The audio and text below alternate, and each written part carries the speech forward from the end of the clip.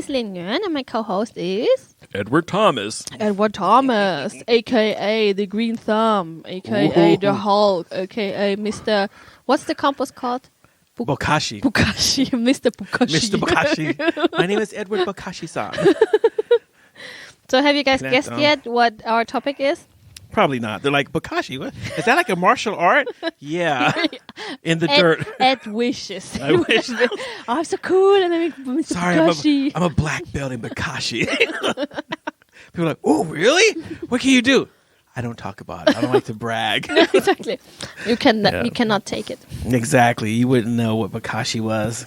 Okay. Well, we're talking about planting seeds. Because we live in Northern Europe. And now it's March-ish. Yeah. And pretty soon the snow is going to be gone. Mm. And we Snow have is pretty gone now already. We have a short growing season. Very so short. you have to start planning. You should have planned already, but you know. But yeah, so you have a little colony lot. How you say that in English? I have a community plot. And it's just eating candy, so he's like... Oh, so am I smacking? Yep. Can hear it clearly.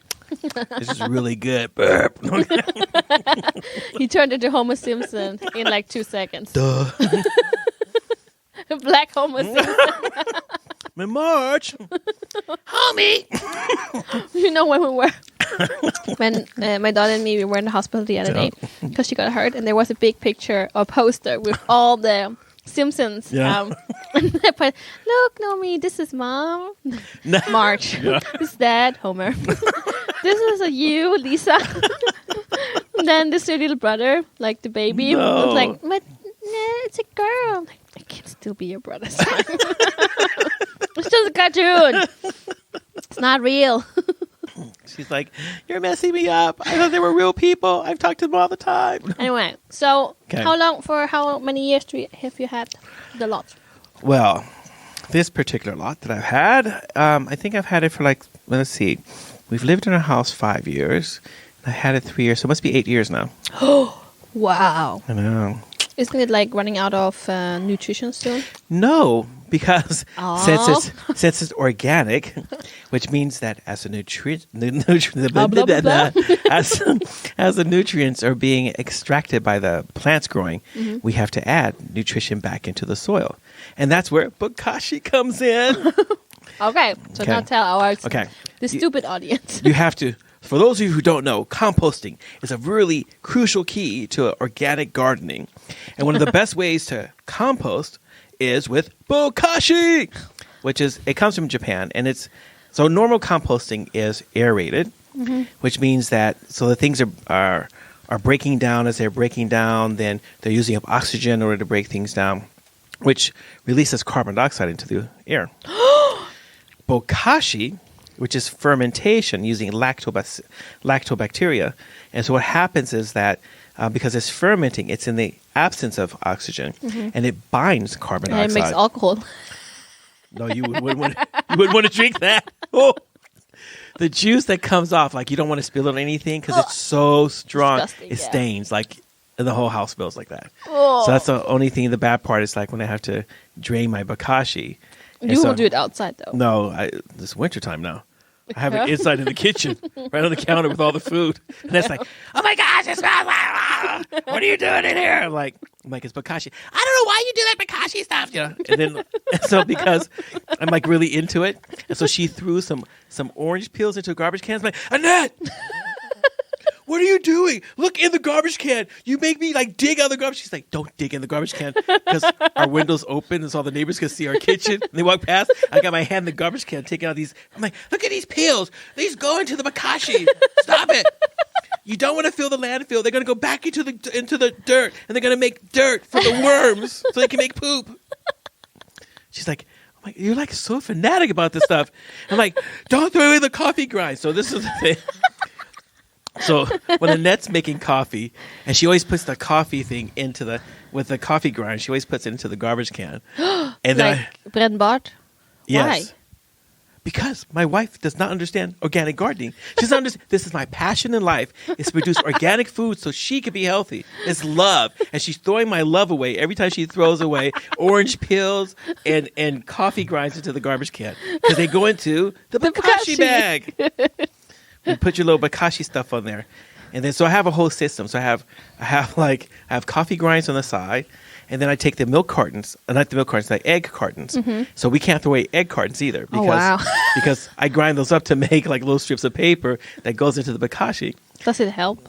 Yeah, well, because worms really love it. And so the whole principle behind Bokashi is that instead of taking a year for it to break down, you fill your container, put it into the corner for 2 weeks. And now the Bokashi stuff, the effective organisms, they're microorganisms. And now they're all like multiply. They're all like juicy. It gets all slimy. All the juice starts to break down and run on. And it's just like really concentrated. And so you have to constantly drain the juice off. That's the whole thing. Because how do you do that? So I have a container that has a lid on it and is airtight. And at the bottom is a spigot. So I can just like drain it out into another container. So I have these. So I save old plastic containers and I fill them with Bokashi juice in the garage. Why don't you? And then you take that Bokashi juice. So I have this and water your plants? I have this other thing. I'm not going to tell you what it is because you'll never eat vegetables from me again. But I have this other juice that I make at the garden. Is it poop? No. It's close. And so pee-pee? Well, but pee-pee usually they use for tomato plants. Yeah, but if you have to take stinging nettles and then you pee, like you mix it with water and a little bit of pee. Yeah, but I heard that before. It doesn't. And the stinging nettles. No, you should smell it. Yeah, I'll bring you a bottle one day. No. I don't need to be there. I'm not afraid of eating vegetables. It smells like rotten. I don't know. But no. I don't need to be there. So I take the juice, the water, the green juice. So I call it my witch's brew. Yeah, definitely. because I take the juice of the Bokashi and I take the other juice from the stinging nettles and then I mix it together. So the stinging nettles are 10-1 and the Bokashi juice is like 50-1. Some people say 100, but I usually add like 50-1. And I mix that together. But what happens is that is such an enormously rich nutrient for all my... that's why everything grows. Because I'm constantly watering it with this juice. And then the Bokashi, so after 2 weeks, you can start planting in it. Because what happens is the worms come and they go... How does it look like? So, does it look like earth or what? No. So what happens is that when it's fermenting, it just looks like... So what it is, carrot peelings, they just look normal. So you can't see what's happening. It's only once you put them into the dirt. So you mix it into the dirt, then cover it with a layer of dirt. And what happens is after 2 weeks, the worms have started to eat into it. Because the thing is that it provides nutrients for the worms, and it's the worm poop. Yeah, that's the nutrient. And that's the thing that makes the soil so rich. So both that you have a lot of worms, they're aerating it, they're breaking things down, they're releasing all these nutrients and making it more available for the plants. But are there worms in the Bokashi too? No. So the worms are in the dirt. Yeah. So once you mix everything into the dirt, then the worms will go like, banquet, and they call their cousins. They're like, man, it's like a Chinese wedding, buffet for everybody. Bring all the cousins. Don't leave anybody out. That's why I told Bolin, like, you have to have a Chinese wedding. If he doesn't have a Chinese wedding, I'm gonna be so mad. I slap him. I'm gonna slap him hard. I will not marry you. I'm like, I will not. I might actually go back and start and actually break my rules of kosher eating just because it's. Because you're religious. I might eat shark fin soup. Oh my gosh, no! I'm like, oh my. I ate it once because it was served, but I'm like, nah. I love shark fin soup and bird nest soup. No. Oh, that's so disgusting. And then sea cucumbers, all gelatinous. I love it. Oh my gosh! And then duck. Oh my gosh, I love Chinese weddings. I'm like, yes, bring it all. Give me all the good luck I need. Well. We have to pray for him to get a job then. Okay, well, back to Bokashi. Oh, sorry, Bokashi. So anyway, so that's one of the composting things that I use for my garden. What happens is that the amount of trash that we're actually throwing away is a lot less because we're separating our trash. So all the paper stuff is in one container. That's a religion in the Sweden. Plastic thing. Yeah, if you live in Sweden, you don't throw things away that can be recycled. That's just like your neighbors will go through your trash. And that's when we shame people. That's how we shame people. We shame people about the environment in Sweden. Swedes don't say anything until it's the environment. Do you know that you're like killing the planet? I'm like, you haven't talked to me for like 10 years. And now you're going to talk to me because I've killed the planet? Yes. with one little plastic bag in the trash. And so that's one because the quality of the soil determines the type of growth that you can get and the type of harvest you can get. So you really want to create good soil with a lot of humus. And so this is really essential that you have your compost. So I have regular composting too, because I have a lot of scraps and stuff, and I don't have enough containers. I don't want to bring things from the garden. Everything Bokashi. Well, I'm thinking about buying like a gigantic professional Bokashi thing, so I can do like all the stuff I have in the garden. But all the garden stuff is traditional composting. So I put it in the fall, and it breaks down. And by the springtime, I've got like some compost. So I use Bokashi. I bury that down. I put regular compost, and then I have another container with. Have you already put it in the ground, Bokashi? No, because because there's snowing. It was really cold. I'm like, but it's hard. in the beginning of January, before we got snow, the ground was still soft. Really, you did that? Yeah. So like every other week, I'm like, I've got to bury the Bokashi. And that's like, what are you doing out there? Like burying my Bokashi. She's like, if you use that word again, I'm going to divorce you. I'm like, Bokashi, Bokashi, Bokashi. You're still here. So your words don't mean anything, lady. I asked my friend if I could use a section of her lot. Yeah. And she said yes. So I'm wondering. And she said that I should start förodla, or what's it called? Like pre-cultivating. But I stink at this. I don't know what to do. Okay. So you want to make sure that the soil is good. And what you want to look at is you want to make sure. My soil at home or the soil wherever you're at going to the plant. lot? Yeah, both. So my soil in the backyard, because I used to do Bokashi in the backyard, I do it at the lot. And then I do leaf composting. So I have another container, and it's just filled with just leaves. Every year I pick the leaves, pack it in there really tight, and so I have to keep doing that, and it breaks down. And the very bottom, so the leaf compost has no nutrients. But what it does is that it increases the amount of water retention in the soil. And also increase them. And since here in Uppsala we have really a lot of clay in the soil, so we have to put in a lot of organic material in order for to release the nutrients from the clay, which is really good because it's like having like micro dust. But then you have it's too compact, and so we need to break that up with a lot of organic material. So once you have good soil and you're ready, then what you have to do, especially up here in the north. So the egg containers, so the part that holds the egg, so I've saved like 10 of those now. And then I have my planting soil. And so now I'm going to, pretty soon I'll fill that up with dirt. And then I'll put my seeds in there. And then I'll start to pre-cultivate. Well, because I have a garage. So I have a section of the garage that's set up with lights. And I have a heater in there. So it's kept at a constant temperature. And they get lights. And I have a timer. So they get sunlight. So everything grows really. So as soon as it's time to get outside, I'm like, boop, here you go. But so you want to start. I have a balcony. Well, I can buy this kind of like cupboard that has. You could do anything in the. I grew lots of stuff. I grew all the stuff that we needed on the balcony, plus carrots, tomatoes, and cucumbers, and radishes. Okay. And onions too. Anyway, and herbs. But anyway, so what you want to do is that when you're first getting into gardening, then you want to grow things that are easy. Well, we did some gardening last year. You remember before we moved? Yeah. We had our 1.5 times 1.5 meters lot. But we got a bunch of carrots and squash. You guys had the round squash. And even kohlrabi. I want to really have kohlrabi because it's really expensive here in Sweden and it's not so known. So I want my kohlrabi. But I have because the snails love kohlrabi too. I know, there were so many holes in the leaves, and what happened? I was like, ooh, I don't know if I want to eat that. No, but you have to put some fiber or something, they said, on it, or something. Yeah, I mean, there's things you have to do. I heard you can put eggshells. Eggshells around. It kind of helps, but you have to have a lot of eggshells. We eat a lot of eggs. I hope so.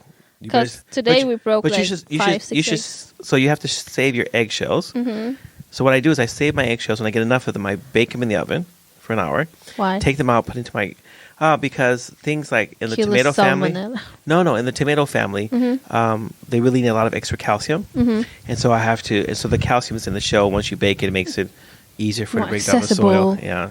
And so I have calcium for all my tomato plants. So before I put a tomato plant in the ground, I put in the eggshell and then mix that all up in and everything so that make sure it's all healthy and... I have all these different things I have to do for the different vegetables. But anyway, I know I sound like a real vegetable nerd. But anyway, but you are. So squashes everything in the squash family is easy to do. Everything in the brassica family, which is everything cabbage. Any cabbage, anything. Anything in the cabbage family. But kohlrabi is cabbage. Yeah, and that's why they're easy to grow. Okay. Duh. I tried spring onions and they didn't grow. I don't know why. No. Okay, you know what I do? So when I go to the store and I buy onions, Yeah, you know, keep the I keep cut the off. I keep the root part and I put that in the ground and they grows. Yeah. Yeah, that's all my onions come from the But store. that's also what we did with salad. Yeah. But we had like really nice salad growing because I put it in the earth. Yeah. And then one day, both they were gone, like dug out, and I'm like, someone stole it. But No, then I was it's a thinking, rabbit. Yeah. those nasty rabbits. One year I had these beautiful Brussels sprouts and I had saved them for Christmas time. Come back, this stupid hare had nibbled not just the Brussels sprouts, the whole stalk was nibbled down.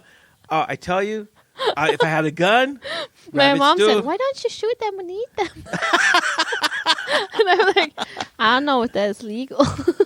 If they don't She's like, "You just like get like a Nerf gun is enough, and just shoot them in the stomach because they have really soft stomachs." And I'm like, "Wow." Obviously, your mother's like a Yeah. really expert on. She knows her stuff. I'm like, she comes here, we're going rabbit hunting. Exactly. You recruit my daughter to kill all the snails. And your I take mom my killed mom rabbit. rabbit hunting. I know I have all this meat at home. So tomatoes are hard to grow in Sweden. We had tomatoes one year. We grew in our window bench. Wow. We actually got them. Did you get a lot of tomatoes?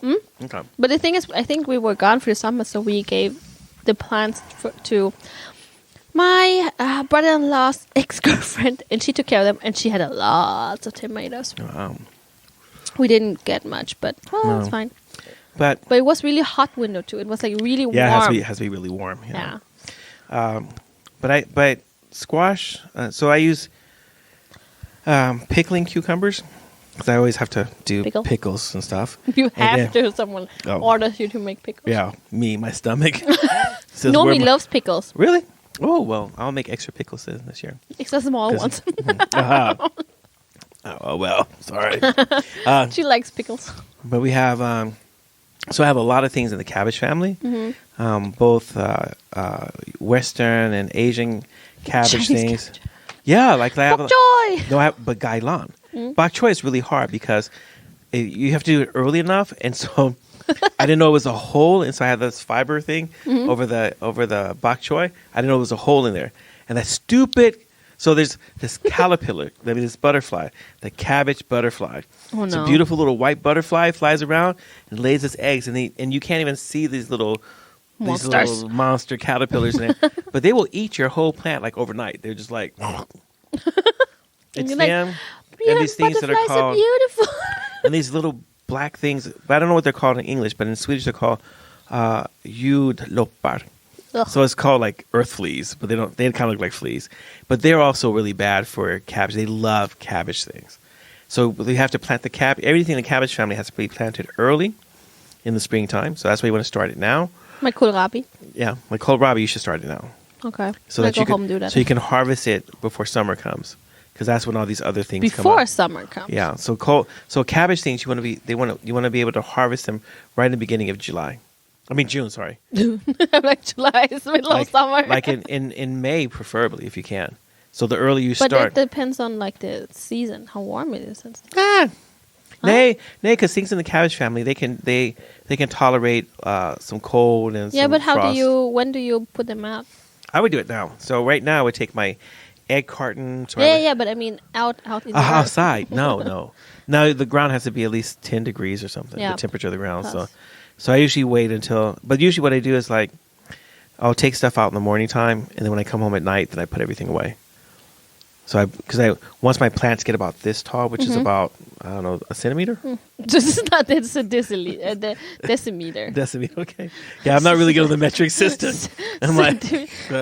A centimeter is like this. Okay. Well, that was close.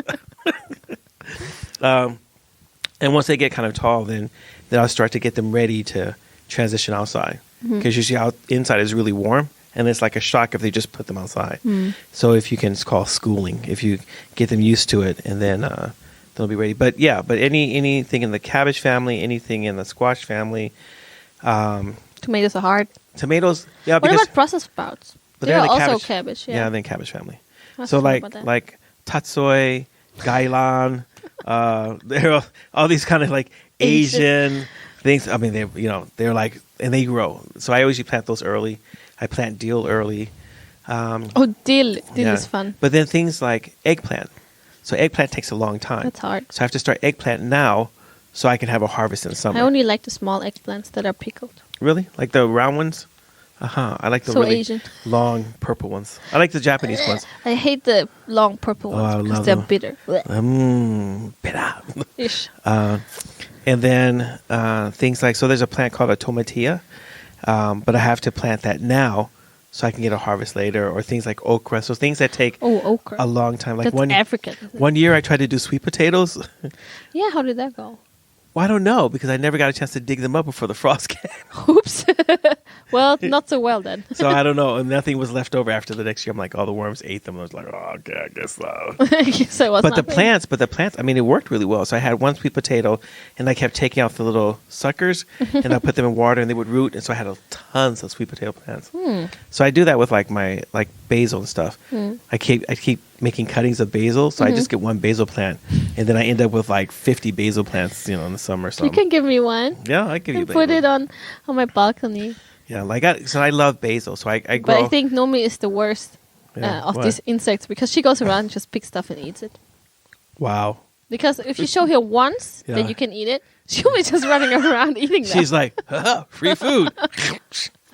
That's what I would do. I would like sit down and think about like all the like corn is hard to do. Yeah, I think corn is very So specific. it's nice. I mean, fresh corn is like there's nothing sweeter, nothing better. My Love mom. it. Strawberries are easy, but the first year you don't really get anything.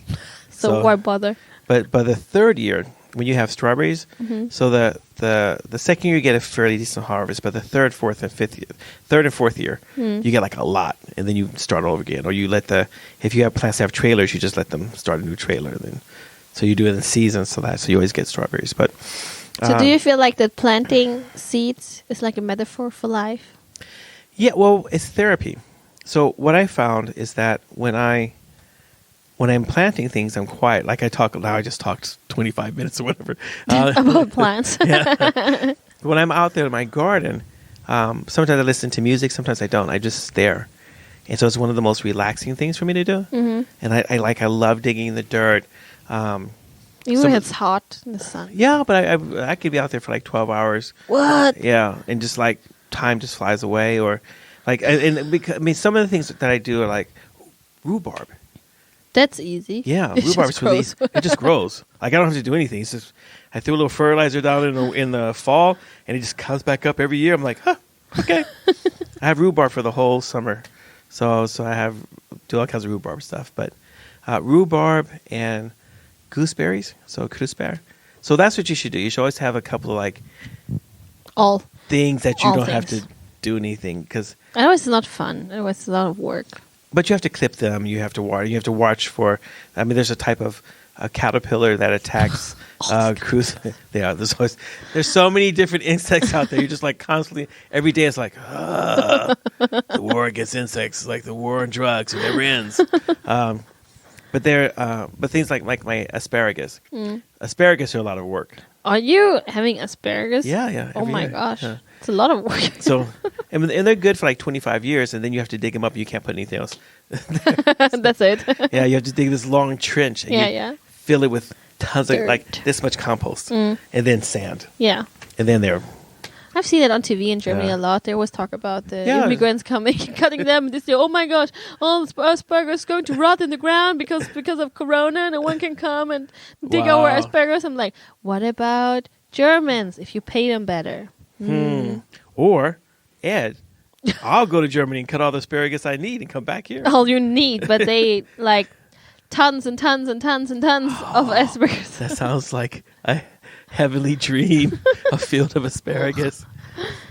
But there's certain things like Jerusalem artichokes or sunchokes are what they're called. Juratskoker. Because they're these tall. I mean, for me, That's just a they're trendy tall, food. but they're so beautiful. So they look almost like a sunflower. Really beautiful flower, but then it's the stuff that's in the ground that you dig out. So then you have the other potatoes. And then the potatoes. Oh, so potatoes are like I can give you a challenge. yeah. What to grow this year? What should I grow this year? Rice. But first, I need a water buffalo. You I'll be out dig there. a lot, No, like a pool. you know. Then you put the rice plants in it, and you have to make sure it's always in the water. I go to the store and get my bag of rice. Certain things I won't grow. I'm thinking about growing wheat one day. Wheat. Yeah, Not weed. Not weed. No. Wheat. Yeah. Well, when it's legal, I mean, no, I didn't say that. No, Yeah. but there's But then you need a bigger lot. Well, I don't Yeah. know. Your lot is quite messy, so maybe not I will messy. space somewhere. I have tons of room. I could move things around as I want. It's creative. It depends on how I feel that year. But did you have to take down your växthus? Yeah, that's really sad because I was that. But what can you rebuild it somehow, or You can have a temporary one, so I'm trying to figure out how do I make it temporary. well, put it on wheels? So that's like kind of a bummer, and we're all like really upset because But why? there's so many things that we so we have a lot of immigrants here in our colony association, and Like you like me. yourself? Yeah, I guess I'm one of them. I consider myself Swedish now, Yeah. but anyway, and so we have these lots so that we can grow things that require heat. So Like a watermelon. yeah, like watermelons. I can't grow watermelon without a greenhouse. I No. can't, and certain types of tomatoes won't grow. And the better tomatoes actually grow in a greenhouse. But there are tomatoes that will grow in the northern climate that you can just grow them outside. You just have to know which ones to get. So you have to do a little research on that. And I mean, and there's things like my potatoes they just grow. I have 4 or 5 sorts of potatoes every year. So you talked about immigrants. Yeah, so the immigrants, so we're all really upset because a lot of us grow things like eggplants, tomatillos. We grow all kinds of different things that need the heat. And it's just the climate's just too cold and unreliable. And so we can't get that. I can't even grow melons here without a greenhouse. So I don't know what I'm going to do this year because I really want to grow cantaloupes because... Oh, they nice. Yeah, and first, cheaper. If you grow them, yeah. But cantaloupes say you have to start now. So if you don't start them now, the melons don't have enough time to mature. So things like watermelon, cantaloupe, those kind of things, you have to start now. That's for advanced thumbs, not No. the normal green thumbs. No, but it's really easy.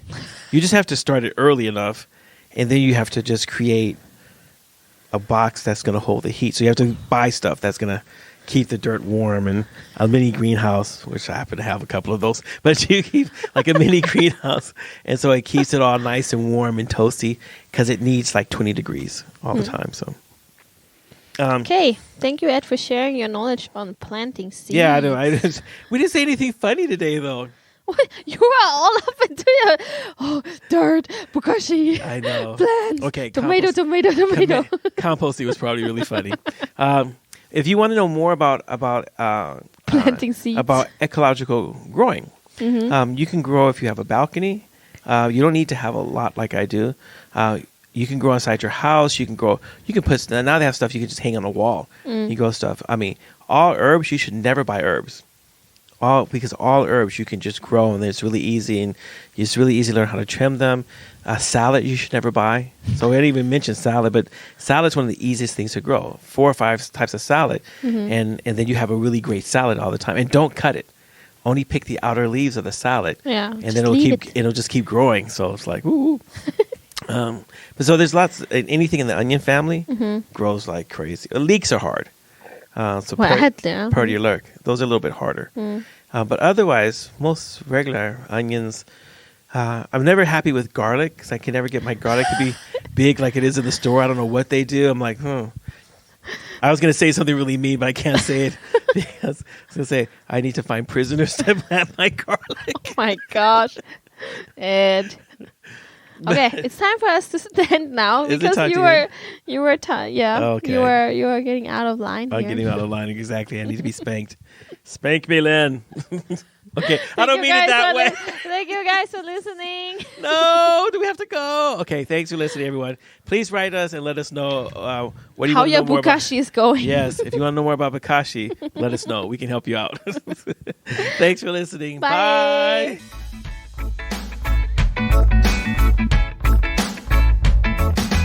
Thank you for listening. If you have any comments or ideas, please send us a message to fikaforlife@mail.com.